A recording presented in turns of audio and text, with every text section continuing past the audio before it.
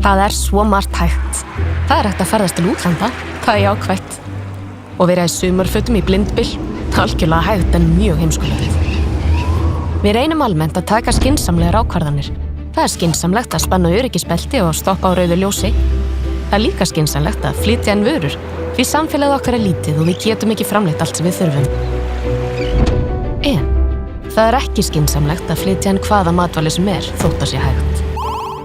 Það gæti skapað fleiri vandamál á eigin okkar ef við vöndum okkur ekki. Íslenskir búfjárstofnar eru meðal þeirra heilbrigðustu í heiminum. Slakari innflutningsreglur stofna þeirri stöðu í hættu. Það í lagi? Alþjóða heilbrigðisstofnunin hefur spáð í að fleiri muni látast vegna sýklalyfjaónæmis en krabbameins árið 2050.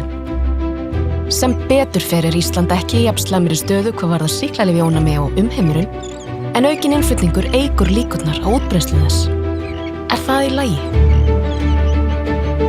Það getur verið erfitt fyrir neytendur að vita hvaðan innfluttur matur kemur í raun og veru og hver gæði framleiðslunnar eru. Það í lagi?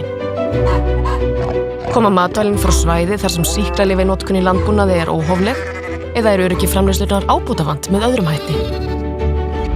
Ísland í einstakri stöðu á heimsvísu. Við eigum heilbrigða búfjárstofna og tíðni matarsýkinga á Íslandi lág í alþjóðlegum samanburði. Reglur innflutning matvæla eiga alltaf að setja matvælaöryggi í fyrsta sæti og taka tillit til hags neytenda, lýðheilsunnar vegna. Það ekki allt í lagi þótt að sé hægt. Hópur örugg matvæli.